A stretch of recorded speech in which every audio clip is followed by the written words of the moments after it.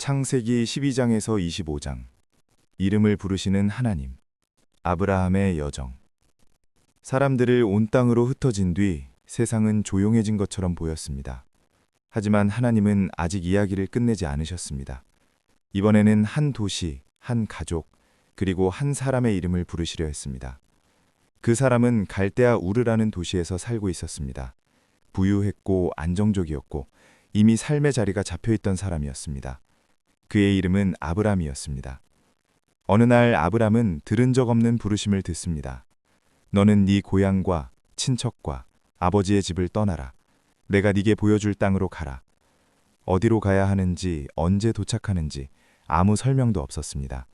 다만 약속만 있었습니다. 내가 너를 큰 민족으로 만들겠다. 네 이름을 크게 하겠다. 너는 복이 될 것이다. 아브람은 모든 것을 이해하지 못했지만 그 부르심을 따라 걸음을 옮겼습니다. 그때 아브람의 나이는 이미 많았습니다. 아내 사레와 함께였고 조카 롯도 함께 길을 나섰습니다. 그들의 여행은 편안한 여행이 아니었습니다. 낯선 땅, 낯선 사람들, 불안한 밤의 연속이었습니다. 마침내 도착한 곳은 가나안 땅이었습니다. 그곳에서 하나님은 다시 말씀하셨습니다.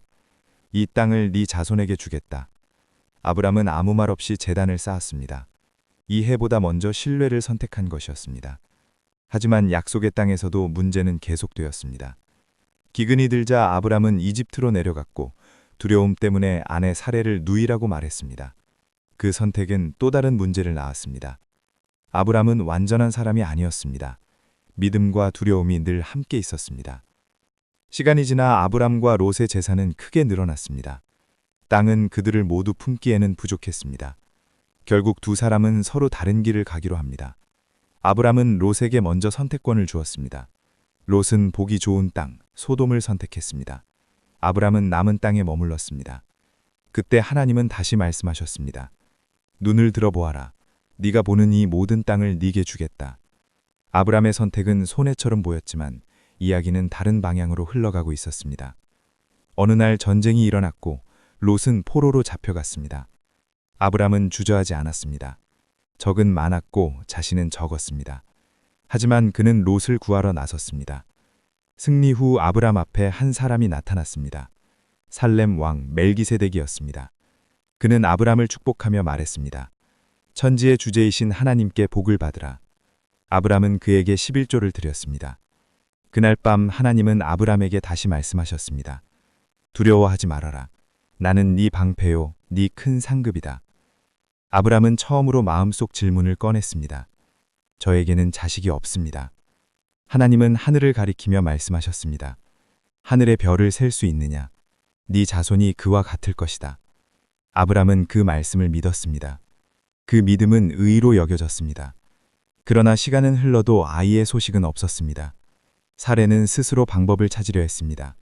여종 하갈을 통해 아이를 얻으려 했고 그 아이의 이름은 이스마엘이었습니다. 하지만 그 선택은 갈등과 상처를 남겼습니다. 오랜 시간이 흐른 뒤 하나님은 다시 나타나 아브람의 이름을 바꾸셨습니다. 아브람은 아브라함이 되었고 사레는 사라가 되었습니다. 많은 민족의 아버지, 그것이 새로운 이름의 뜻이었습니다. 그리고 하나님은 불가능해 보이는 약속을 하셨습니다. 내년 이맘때 사라에게 아들이 있을 것이다. 사라는 웃었습니다. 믿음의 웃음이 아니라 현실을 아는 사람의 웃음이었습니다. 하지만 약속은 농담이 아니었습니다. 하나님은 말씀하신 대로 이루셨습니다. 사라에게 아들이 태어났고 그 이름은 이삭이었습니다. 그 아이는 눈물과 기다림 끝에 온 기적이었습니다. 시간이 지나 하나님은 아브라함에게 가장 어려운 요청을 하십니다. 네 아들, 네 사랑하는 이삭을 번제로 드려라. 아브라함은 아무 말도 하지 않았습니다. 산으로 오르는 길, 이삭은 물었습니다. 아버지, 제물은 어디 있나요? 아브라함은 대답했습니다. 하나님이 친히 준비하실 거다. 그 말은 이삭에게 이기도 했고 자기 자신에게 이기도 했습니다. 마지막 순간 하나님은 아브라함을 멈추게 하셨습니다. 그리고 숲을 속에서 순양 하나가 준비되어 있었습니다. 하나님은 사람의 손에 피를 요구하지 않으셨습니다. 그날 하나님은 다시 약속하셨습니다.